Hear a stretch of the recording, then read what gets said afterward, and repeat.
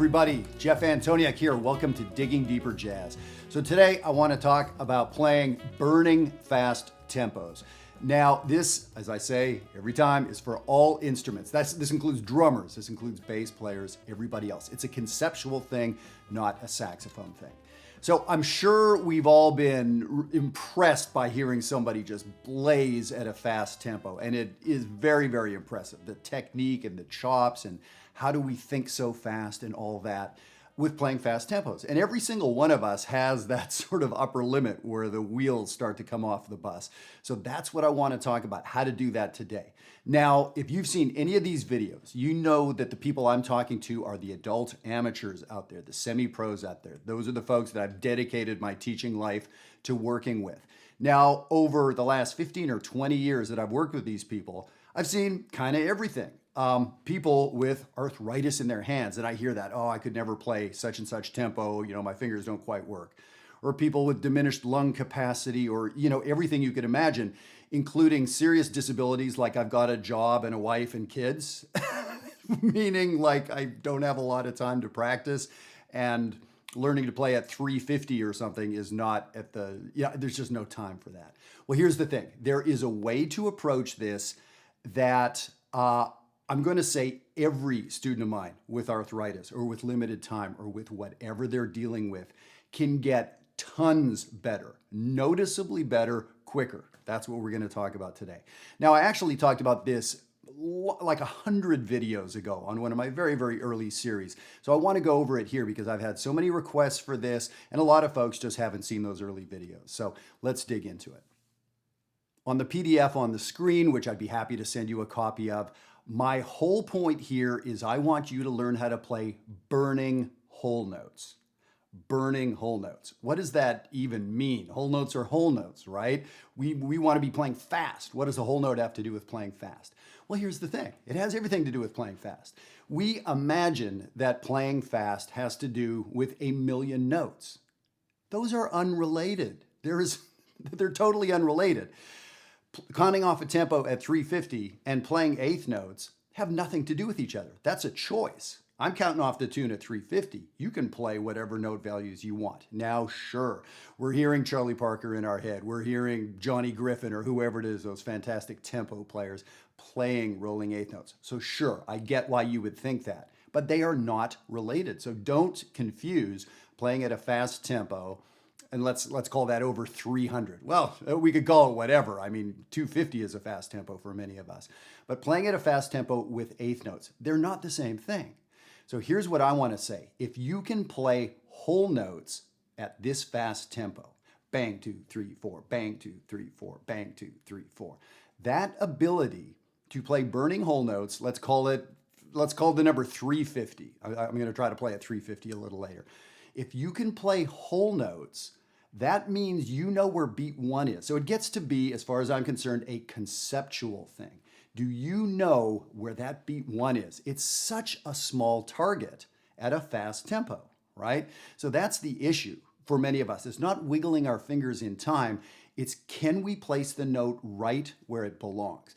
To me, the analogy is like a car's driving by at 40 or 50 kilometers an hour and you want to throw an orange in the window.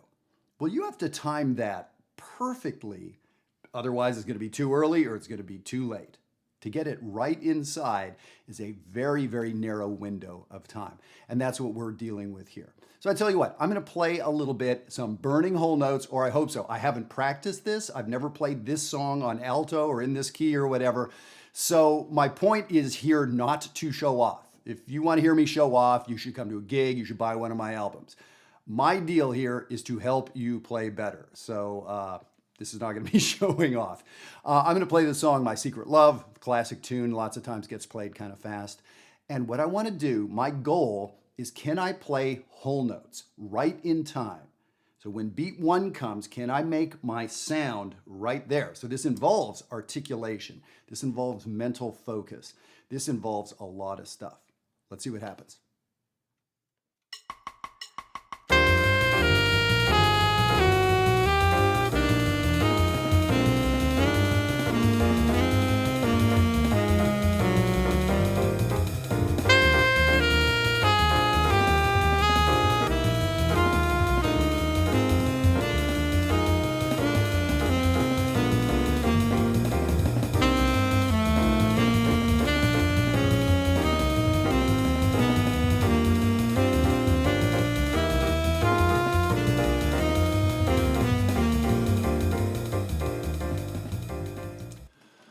Wow, that's really fast. So I picked a song that, as I said, is a tune that often gets played at a fast tempo. Now, those songs tend to have chords that stay in a given key for a little longer. That's sort of the setup here. So now my only goal was, could I play bang, 2, 3, 4, bang, 2, 3, 4, bang. So I played however long that tune is, maybe it's 32 measures. And so I guess I played 32 whole notes, give or take. Was every single one right there? I feel like when I listen back, that's not going to be the case. Now, I didn't get off from the tempo ever, I don't think, but it's easy to do that at a fast tempo. For you, 240 may be a fast tempo, and it's hard to just arrive on beat 1. Here's the thing, don't worry about correct notes for now. I picked a pretty easy song, so any note that I played in the E-flat concert major scale worked. This is not about notes. This is about where you're putting things in time. Can you go through and play? So now here's the thing. Technically speaking, not that I'm trying to get like around any rules of jazz here, but I just played a burning solo at 350. I did. Is it an award-winning solo? No. Am I going to get a Grammy? Maybe not for that one. But I played in time. I made it to the end playing with, let's call it, very good time. Sometimes exceptional time, sometimes not great, but I got back onto it. Is that cheating? No. You are practicing a tempo. I was playing at 350. It was my attack, right? Can I attack a note right in time? Okay, so that's the setup. Can you play burning whole notes? I know really high-end pros that practice this way. This is the way I practice. I actually have a gig coming up later this week with the Baltimore Symphony, and I've got 2 solos at this tempo at 350 with the orchestra and a rhythm section.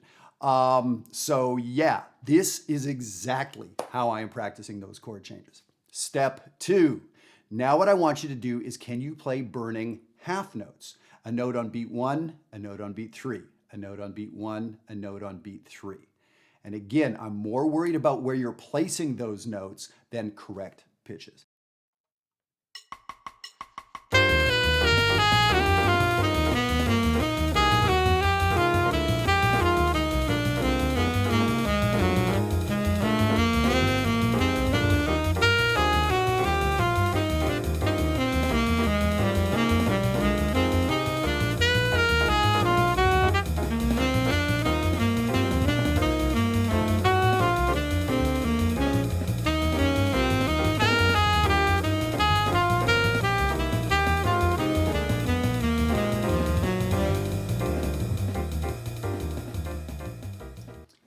Okay, I'm sort of an old dude, and I'm going to try not to die of a heart attack here on the internet. Damn, that's fast. Okay, half notes. That was kicking my butt.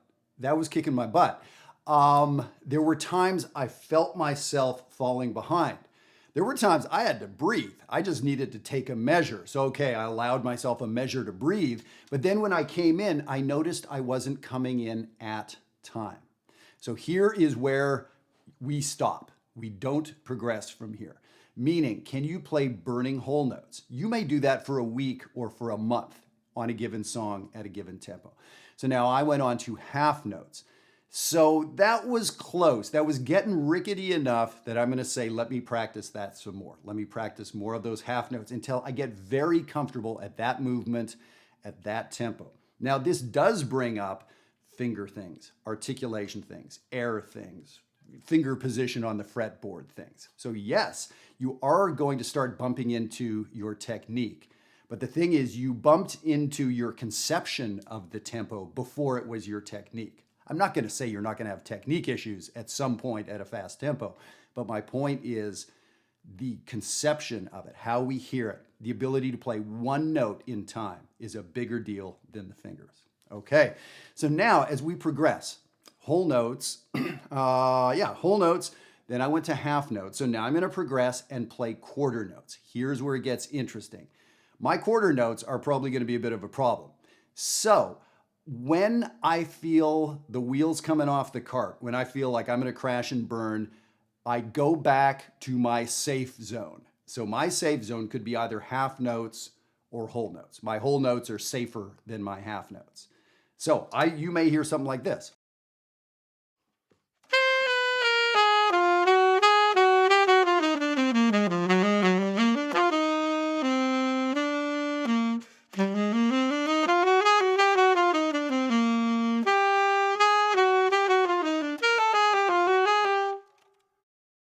So what I was doing without the metronome to correct me, I would play quarter notes until it would get uncomfortable or I would get off from the tempo. When I get off, I get behind. I don't typically get ahead. When I feel myself getting behind, stop and go back and play burning time, which probably means back to half notes or even whole notes. So you'll be going back and forth. And the second you sense the time is not really pristine, you go back and make it pristine. If that means you play 2 whole notes or 55 whole notes, you play whole notes until you feel good, good, good, good. Now go back to quarters. And you may play 1 measure of quarters and it's like, ugh, terrible, back to whole notes. That's what's gonna happen. Let me see if I can do it for you.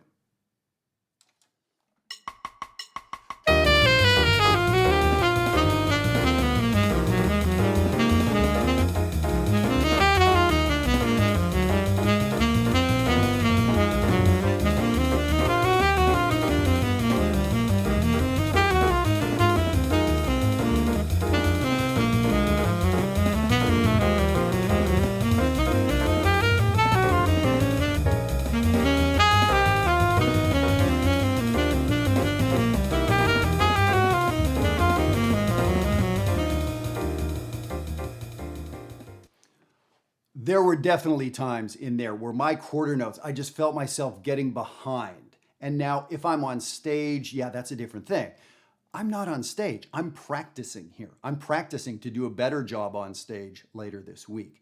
So when those quarter notes started feeling just a little bit off, I go back to the half notes or the whole notes. Now this, of course, implies that you know what a little bit off is. So it's gonna develop your sense of when your time isn't great. So many of us prioritize our notes that we're not even aware of the time. The time is this byproduct thing. Well, we're here talking about fast tempos. So I wasn't even thinking about the notes I was playing. There was nothing there that you'd want to listen to note-wise because that's not what I was practicing. So I decided to come on the internet and play kind of badly for you. But the point is, don't judge yourself like I'm trying not to judge myself now on the notes you choose. I'm not practicing pitches right now. I'm practicing my time. Now here comes the real butt kicker is, now let's move to that motion that most of us are thinking about in our head, eighth notes. And I've picked a tempo that's really, really hard for me, right? So I'm gonna try to play eighth notes. The second it starts getting squirrely, I'm gonna go back to something that's a little safer and where I can get comfortable, go back to eighth notes and come back. So we never ever stay with something for, when it starts feeling a little bit bad. Here we go.